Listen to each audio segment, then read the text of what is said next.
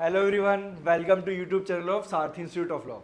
आप सब कैसे हैं? आई होप कि आप सभी इस समय को बहुत अच्छे से यूटिलाइज कर रहे होंगे, क्योंकि देखिए ये वो समय है जब कहीं पर भी आपको वैकेंसी नज़र नहीं आ रही है, कहीं पर भी किसी भी तरह का जुडिशियल एग्जाम नहीं हो रहा है। तो बहुत से लोग तो इस बात को लेकर बड़े ही दुखी हैं कि क्या हो रहा है, ये वैकेंसीज क्यों डिक्लेयर नहीं हो रही है, एग्जाम्स क्यों नहीं हो रहे।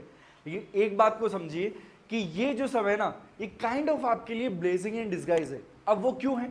वो इसलिए क्योंकि देखो, जब एक बार वैकेंसी डिक्लेयर हो जाती है ना, उसके बाद पढ़ाई नहीं होती है, उसके बाद आप कोई नई चीज नहीं सीखते हो, कोई कंसेप्ट क्लियर नहीं करते हो, कोई डाउट क्लियर नहीं करते हो। उस समय में आप करते हो रिवीजन, क्योंकि वो जो समय है वो होता है रिवीजन का। यानी कि इसका मतलब क्या हुआ, ये जो समय, अभी का जो समय, जब कोई भी वैकेंसी डिक्लेयर नहीं है, कोई एग्जाम नहीं हो रहा है, ये वो समय है जब आप यूटिलाइज कर सकते हो इसको अपने सारे डाउट्स क्लियर करने के लिए, कंसेप्ट को क्लियर करने के लिए और नई चीजों को पढ़ने के लिए। तो ये जो समय है ना, इसको ऐसा मत मानो कि यार वैकेंसी नहीं आ रही है तो हम क्या करें, हम दुखी हैं, हताश हैं। नहीं, ये वो समय है जब आपको मेहनत करनी है और ये मेहनत आपको रिजल्ट देगी आपके एग्जाम के बाद। तो ये जो समय है, यही है समय जिसको आप मैक्सिमम वे में यूटिलाइज कर सकते हो। और इसी रीजन की वजह से हमने हमारा YouTube channel Sarathi institute of law classroom start किया था, इस उम्मीद के साथ कि आपके जो भी डाउट्स रहते हैं डिफिकल्ट सब्जेक्ट्स को समझने में, छोटी छोटी चीज़ों को समझने में, कंसेप्ट को क्लियर करने में, उन सारे डाउट्स को हम क्लियर करेंगे हमारे इस यूट्यूब चैनल के ऊपर, सारथी इंस्टीट्यूट ऑफ लॉ क्लासरूम। और हमें यही उम्मीद है कि अभी तक हमने जितने वीडियोस अपलोड किए हैं उन सभी वीडियोस को आपने ज़रूर देखा होगा और आपको कंसेप्ट्स की एक बेहतर जानकारी अब हो गई होगी। और अगर आपने उन वीडियोस को नहीं देखा है तो उस प्लेलिस्ट का लिंक मैं इस वीडियो के साथ अपलोड कर दूंगा, आप उस लिंक पर क्लिक कीजिए, प्रीवियसली अपलोडेड वीडियोस को देखिए, ताकि आपको हिंदू मैरिज एक्ट से रिलेटेड सारे डाउट्स अच्छे से क्लियर हो पाए। तो चलिए इसी के साथ शुरू करते हैं हमारा आज का वीडियो, जो डील करने वाला है registration of Hindu marriage under Hindu marriage act. और इस वीडियो को आगे बढ़ाने से पहले एक छोटी सी इंफॉर्मेशन और मैं आपको देना चाहूंगा।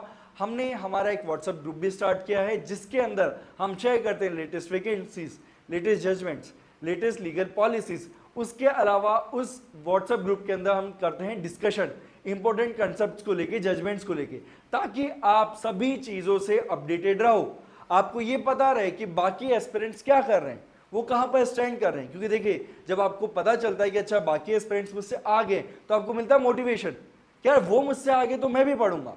और यही मोटिवेशन आपको हेल्प करता है फाइनली उस एग्जाम को क्रैक करने में।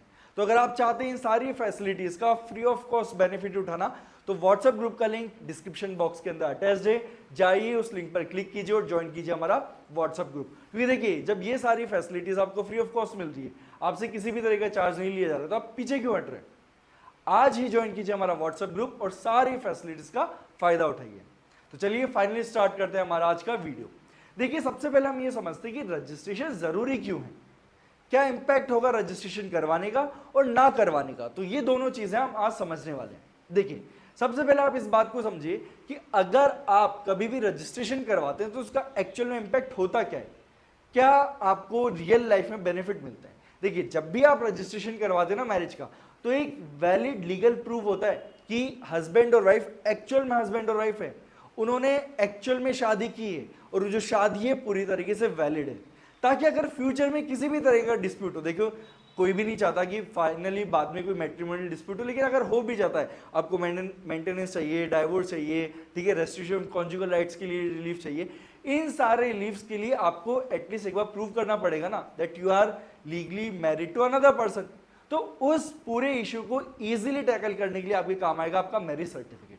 इसके अलावा अगर आपको किसी भी गवर्नमेंट स्कीम का बेनिफिट उठाना है और गवर्नमेंट स्कीम बनी है हस्बैंड वाइफ के लिए, वहां पे भी आपको वैलिड मैरिज सर्टिफिकेट चाहिए। इसके अलावा अगर आपको इंश्योरेंस पॉलिसी लेते हो या कोई और दूसरा इंश्योरेंस लेते हो जिसके अंदर आप नॉमिनी बनाना चाहते हो अपने हस्बैंड या वाइफ को, तो वहां पर भी आपको एक वैलिड प्रूफ देना पड़ेगा कि आप दोनों हस्बैंड वाइफ हो, तो उसमें भी आपके लिए मैरिज सर्टिफिकेट काम आ सकता है। तो ये सारी फैसिलिटीज आपको मिलती है जब आप एक वैलिड मैरिज सर्टिफिकेट बनवा लेते हो, तो उसके लिए रजिस्ट्रेशन करवाना जरूरी है। अब हम देखते हैं कि ये सारी फैसिलिटीज का तो बेनिफिट मिल रहा है आपको रजिस्ट्रेशन करवाने पे, लेकिन अगर आपने रजिस्ट्रेशन नहीं करवाया तो उसका क्या इंपैक्ट होगा। क्या आपको एक वैलिड मैरिज के अंदर पार्टी नहीं माना जाएगा, क्या आपको हस्बैंड वाइफ नहीं माना जाएगा, क्या होगा इसका इंपैक्ट। तो देखिए, इस बात को समझिए कि अगर आपने रजिस्ट्रेशन नहीं करवाया तो उसका एज सच आपकी शादी की वैलिडिटी के ऊपर कोई इंपैक्ट नहीं पड़ता है। बिल्कुल सही सुना आपने। अगर आप रजिस्ट्रेशन नहीं भी करवाते हो ना, तो ऐसा आपकी शादी की वैलिडिटी पे कोई इंपैक्ट नहीं पड़ेगा। तो फिर क्या होगा? तो फिर ये होगा, अगर फ्यूचर में कोई भी लीगल प्रोसीडिंग्स होती है तो आपको अदर एविडेंसेस देने पड़ेंगे ये प्रूव करने के लिए कि सर हम लीगली मैरिड है। तो वो जो अदर एविडेंसेस है ना, वो कहीं ना कहीं प्रॉब्लम क्रिएट कर सकते हैं फ्यूचर में। इसलिए हमेशा एडवाइजेबल होता है कि आप शादी का रजिस्ट्रेशन करवा लो, ताकि आपको फ्यूचर में कोई प्रॉब्लम फेस ना करनी पड़े, है ना। तो अब ये जो बातें कहाँ लिखी हुई है, कहाँ ऐसा लिखा हुआ है कि रजिस्ट्रेशन करवाना मैंडेटरी नहीं है? क्या ये मेरी इंटरप्रिटेशन है या एक्चुअल में बैरेक्ट में लिखा है? चलिए इस बात को समझते हैं हमारे आज के इस लेक्चर के अंदर। So let's start Hindu marriage act. और मैं उम्मीद करता हूं कि आप सभी अपने अपने बैग को ओपन करके बैठ चुके हैं, आपने बैग के अंदर रेलेवेंट प्रोविजंस निकाल लिए हैं। अगर फिर भी आपके पास बैरेक्ट नहीं है तो मैं आपके लिए यहां पर हिंदू मैरिज एक्ट को ओपन कर देता हूं, ताकि आपको किसी भी तरह की कोई प्रॉब्लम ना हो।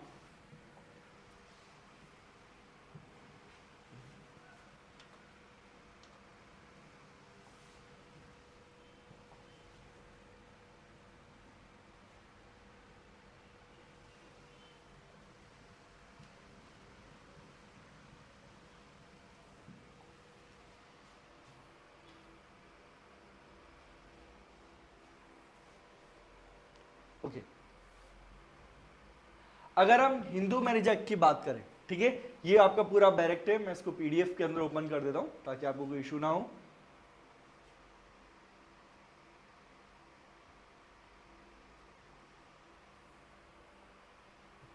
देखिए, हिंदू मैरिज एक्ट का जो सेक्शन नंबर 8 है वो डील करता है रजिस्ट्रेशन ऑफ हिंदू मैरिज। अब हम ओपन करते हैं सेक्शन नंबर 8। ओके, ये है आपका section number 8, registration of Hindu marriages. For the purpose of facilitating the proof of Hindu marriages, the state government may make rules providing that the parties to any such marriage may have the particulars relating to their marriage entered in such manner and subject to such conditions as may be prescribed in a Hindu marriage register kept for the purpose. Subsection 2, notwithstanding anything contained in subsection 1, the state government may, if it is of opinion that it is necessary or expedient so to do, provide that the entering of the particular referred in subsection 1 shall be compulsory in the state or in any part thereof, whether in all cases or in such cases may be prescribed, and where any such direction has been issued, any person contravening any rule made in this behalf shall be punishable with fine which may extend to 25 rupees. All rules made under this section shall be laid before the state legislature as soon as may be after they are made. The Hindu marriage registration shall at all reasonable times be open for inspection and shall be admissible as evidence of the statement therein contained, and certified extracts therefrom shall on application be given by the registrar on payment to him of the prescribed fees. And lastly, notwithstanding anything contained in this section, the validity of any Hindu marriage shall in no way be affected by the omission to make the entry. तो देखिए, ये section पढ़ने के बाद आपको briefly तो idea लग ही गया होगा कि क्या एक्चुअल में रजिस्ट्रेशन मैंडेटरी है या फिर नहीं है, और रजिस्ट्रेशन से रिलेटेड रूल कौन बनाएगा। देखिए, हिंदू मैरिज एक्ट है वो बनाया हमारा यूनियन लेजिस्लेशन के थ्रू, तो ये यूनियन ने बनाया। लेकिन आप इस बात को ध्यान दीजिए, यहां पर रजिस्ट्रेशन के रिगार्डिंग लॉ बनाने की जो पावर है वो किसको दी हुई है? स्टेट गवर्नमेंट को। और इस बात पे ध्यान दीजिए कि यहां पर मे वर्ड यूज में लिया हुआ है, यानी कि स्टेट गवर्नमेंट के ऊपर भी किसी भी तरह की बाउंडेशन नहीं है कि वो इसके रिगार्डिंग लॉ बनाए, यानी कि स्टेट गवर्नमेंट चाहे तो इस चीज को पूरी तरीके से ओमिट कर सकती। तो मुद्दे की बात यह है कि रजिस्ट्रेशन कंपल्सरी बनाया क्यों जा रहा है? क्या पुराने समय में भी, ये जब हमारा एक्ट आया था 1956 में, क्या उससे पहले भी रजिस्ट्रेशन मैंडेटरी हुआ करता था? किसी भी तरह का कोई लॉ एग्जिस्ट करता था? फिर नहीं। देखिए, ये एक्ट आने से पहले ऐसा रजिस्ट्रेशन कोई मैंडेटरी था ही नहीं, क्योंकि पहले मैरिज से रिलेटेड कोई ऐसा फॉर्मेलिटीज नहीं थी, लीगल फॉर्मेलिटीज नहीं थी। वो तो ये एक्ट आने के बाद जो है ये सब कुछ रजिस्ट्रेशन करना है नहीं करना, ये सारे इश्यूज अराइज हुए। लेकिन क्या ये एक्ट हमारी गवर्नमेंट ने जो इसके अंदर ये प्रोविजंस डालें, क्या खुद से डालें या कहीं ना कहीं कोई और आपको लीगल बाउंडेशन यहां पर देखने को मिलेगी? तो देखिए, इस बात को समझने के लिए हम एक छोटी सी चीज और कवर कर लेते हैं यहां पर। देखिए, ऐसा जो कोई लीगल बाउंडेशन नहीं है, और वो चीज इस एक्ट के आने के बाद आई थी। लेकिन फिर भी मैं आपको यहां पर एक चीज रेफर करवाना चाहता हूं कि देखिए, जब भी आप लॉ पढ़ो ना, सारी चीजों को कनेक्ट करके पढ़ो। आपको बेटर अंडरस्टैंडिंग होती है और आपको आंसर राइटिंग में भी आपको हेल्प मिलती है। और एक बात और मैं आपको बार बार पता नहीं कितनी बार बता चुका हूं कि जो भी ये एक्स्ट्रा चीजें मैं आपको यहां पर बताता हूं ना, अगर आपके आंसर राइटिंग में काम नहीं आएगी ना, तो एटलीस्ट आपके ऐसे राइटिंग में जरूर काम आएगी। क्योंकि ये जो एक्स्ट्रा फैक्ट्स होते हैं ना, ये जब आप ऐसे के अंदर डालोगे तो जो एग्जामिनर उसके ऊपर आपका इंप्रेशन बहुत अच्छा बनता है। और क्योंकि देखिए वहां पे जब भी कोई एक टॉपिक आएगा उसके ऊपर ये मान के चलिए कि आप 20% 25% उस टॉपिक के ऊपर ऐसे लिखेंगे बच्चे, है ना। तो यानी कि वहां पर एटलीस्ट एक एग्जामिनर के पास सेम टॉपिक को लेकर 50 से 60 मिनिमम कॉपीज होगी। तो जब 50 से 60 बच्चे सेम ऐसे टॉपिक के ऊपर ऐसे लिख रहे हैं तो फिर उस एग्जामिनर को बोरियत नहीं होगी, मुझे तो हो जाएगी। और अगर मैं आपको बोल दूं कि भाई 3 से 4 दिन में सेम ऐसा आपको कम से कम 50 से 60 बार लिखना है, आपको खुद को बोरियत हो जाएगी। तो यहां पर जब आप ऐसे एडिशनल फैक्ट्स डालोगे ना अपने ऐसे के अंदर, तब आपका इंप्रेशन एग्जामिनर पे बहुत अच्छा बनेगा और वहां पे इस यूनिक चीज की वजह से आपको बहुत ही ज्यादा हेल्प मिलने वाली है। ओके, तो देखिए यहां पे कन्वेंशन है, convention on the elimination of all forms of discrimination against women, New York 18 दिसंबर 1979। यानी कि ये एक कन्वेंशन है जो किस लिए एंटर की गई थी, ताकि जितने भी टाइप का डिस्क्रिमिनेशन होता है वुमेन के अगेंस्ट में, उस डिस्क्रिमिनेशन को रोका जा सके। और इंटरेस्टिंग बात यह कि इंडिया भी इस कन्वेंशन की सिग्नेटरी है, यानी कि इंडिया ने भी इस कन्वेंशन को साइन किया है इन 9 जुलाई 1993। अब इस कन्वेंशन को मैं क्यों रेफर कर रहा हूं, वो मैं इसलिए रेफर कर रहा हूं क्योंकि यहां पर एक आर्टिकल है इस कन्वेंशन का, आर्टिकल नंबर 16। आर्टिकल नंबर 16 जो है वो स्पेसिफिकली बात करता है रजिस्ट्रेशन से लेके। देखिए इसका जो क्लॉज 1 है, यहां पर हमको ध्यान देने की जरूरत नहीं है, हमारे लिए अभी रिलेवेंट है इसका क्लॉज 2। यहां पर क्या लिखा हुआ है, the betrothal and the marriage of a child shall have no legal effect and all necessary action including legislation shall be taken to specify a minimum age of marriage and to make the registration of marriage in an official registry compulsory। यानी कि देखिए जो ये clause 2 है ना, इसके अंदर दो चीजों को लेके बात की जा रही है, एक आपका चाइल्ड मैरिज, दूसरा रजिस्ट्रेशन ऑफ मैरिज। अब इंटरेस्टिंग बात यह है कि यहां पर इस कन्वेंशन के अंदर बोला जा रहा है कि जितने भी मेंबर स्टेट होंगे ना, उनको यहां पर अटेम्प्ट करना होगा ताकि जो रजिस्ट्रेशन ऑफ मैरिजेस को कंपलसरी बनाया जा सके हर कंट्री के अंदर। तो इंटरेस्टिंग बात है कि जब इंडिया इस कन्वेंशन के लिए सिग्नेटरी है, इस कन्वेंशन को इंडिया ने साइन किया है, तो फिर इंडिया के अंदर रजिस्ट्रेशन कंपलसरी क्यों नहीं है, क्यों इसको मैंडेटरी नहीं बनाया जा रहा है। तो देखिए यहां पर इंडिया ने जिस इस कन्वेंशन को साइन किया ना, तो इंडिया ने उस कन्वेंशन को साइन करते हुए कुछ रिजर्वेशन वहां पर इंक्लूड किए थे और उस रिजर्वेशन में से एक रिजर्वेशन ये था कि हम हमारी कंट्री के अंदर रजिस्टर को कंपलसरी नहीं बनाएंगे। अब इसके पीछे का रीजन क्या है, इसके पीछे का रीजन ये है कि इंडिया जो है, इंडिया के अंदर एजुकेशन लेवल काफी कम है, अवेयरनेस लीगल राइट्स को लेकर, लीगल प्रोविजंस को लेकर काफी ज्यादा कम है।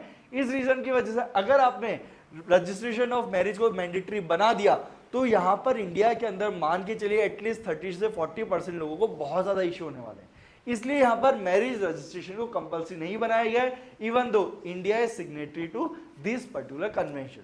तो चलिए वापस से आते हैं हमारे प्रोविजन के ऊपर कि इंडिया के अंदर इस प्रोविजन के अंदर क्या बोला गया है। एंड जैसे कि ये जो सब सेक्शन 5 है, जस्ट अ सेकेंड, हाँ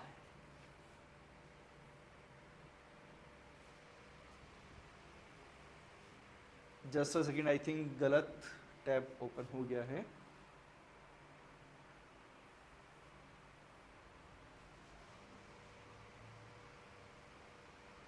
ये एक दूसरा एक्ट है जिसको भी हम अभी क्लास के अंदर रेफर करने वाले हैं, लेकिन चलिए मैं आपको यहाँ पर फिर से ओपन करके बताता हूँ।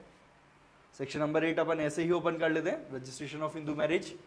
तो देखिए यहां पर जो सबसेक्शन 5 है वहां पे दिया हुआ है, notwithstanding anything contained in this section the validity of any Hindu marriage shall in no way be affected by the omission to make the entry. यानी कि जैसा कि मैंने बताया कि इंडिया ने यहां पे रिजर्वेशन किया था कि हम कंपलसरी नहीं करेंगे रजिस्ट्रेशन को, वहां से भी हमें बात क्लियर है।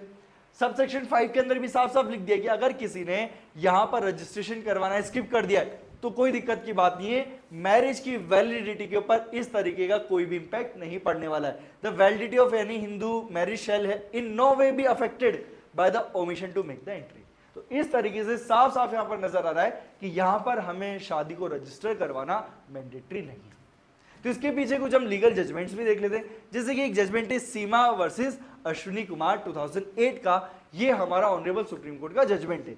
इस जजमेंट के अंदर भी यहां पर सुप्रीम कोर्ट ने बोला है कि even though the registration of Hindu marriage is not mandatory but it is advisable, ठीक है, इसेंशियल। तो irrespective of your religion, even though ये जो जजमेंट है स्पेसिफिकली हिंदू मैरिज के लिए नहीं था, क्योंकि लेकिन हम यहाँ पर क्योंकि हिंदू मैरिज एक्ट पढ़ रहे हैं इसलिए जजमेंट को रेफर कर सकते हैं। तो इस जजमेंट के अंदर भी यहाँ पर ऑनरेबल सुप्रीम कोर्ट ने बोला था कि यहाँ पर जो हिंदू मैरिज एक्ट हो या फिर कोई दूसरा एक्ट हो, कोई दूसरा रिलीजन हो, irrespective of religion the registration is essential, लेकिन उन्होंने वहां पर भी नहीं बोला दैट रजिस्ट्रेशन इज मैंडेटरी। तो इसलिए आपको इस बात को ध्यान रखना है। मैं जजमेंट का नाम आपके लिए यहां पर लिख देता हूं ताकि आपको किसी भी तरीके का कंफ्यूजन ना हो। सीमा वर्सेस अश्विनी।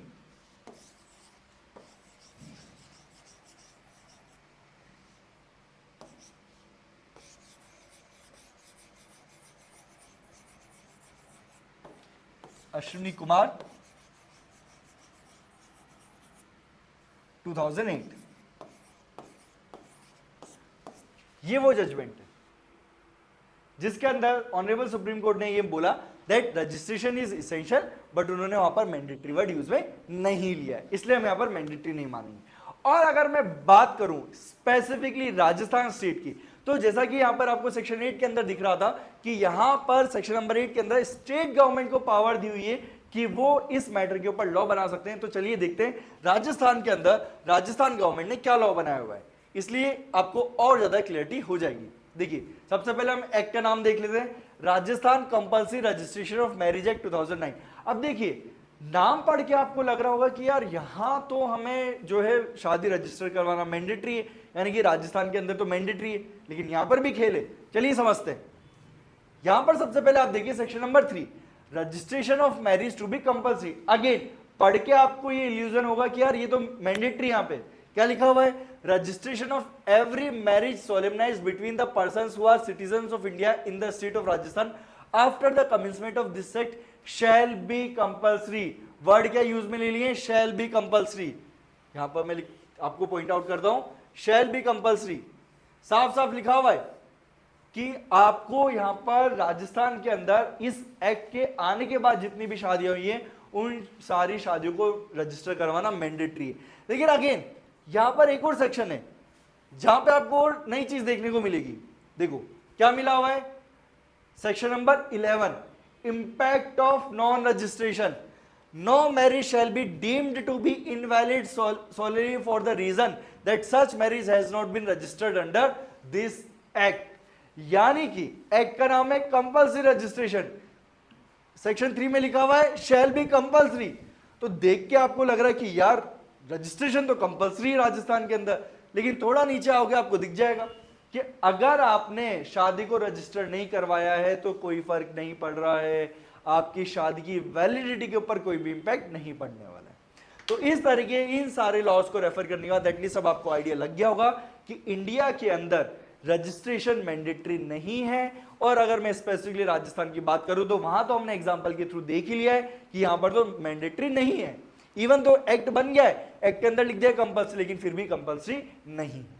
तो अब जो इस लेक्चर की स्टार्टिंग में मैंने आपको बात बता दी थी वही बात को मैं कंक्लूड करता हूं कि इंडिया के अंदर रजिस्ट्रेशन मैंडेटरी नहीं है। अगर आपने रजिस्टर नहीं करवाया फिर भी आपकी शादी तो वैलिड मानी जाएगी। आपके पास दूसरे तरीके हैं उस शादी को प्रूव करने का, लेकिन लीगली इट्स एडवाइजेबल कि आप अपनी शादी को जरूर रजिस्टर करवाओ ताकि फ्यूचर में आपको किसी भी तरह की परेशानी का सामना ना करना पड़े। सो आई होप कि आपको ये जो हिंदू मैरिज रजिस्ट्रेशन ना, ये जो कंसेप्ट है इसका जो पूरा एरिया था वो अच्छे से कवर हो गया है। आपके जितने भी डाउट्स है वो अच्छे से कवर हो गए कि बहुत से लोगों को डाउट आता रहता है कि सर रजिस्ट्रेशन मैंडेटरी है फिर नहीं है। तो आई होप कि इस वीडियो के बाद आपको सारे डाउट्स क्लियर हो गए होंगे। तो चलिए आज की क्लास में इतना ही, अब मिलते हैं एक नए वीडियो में एक नए टॉपिक के साथ, तब तक के लिए गुड बाय।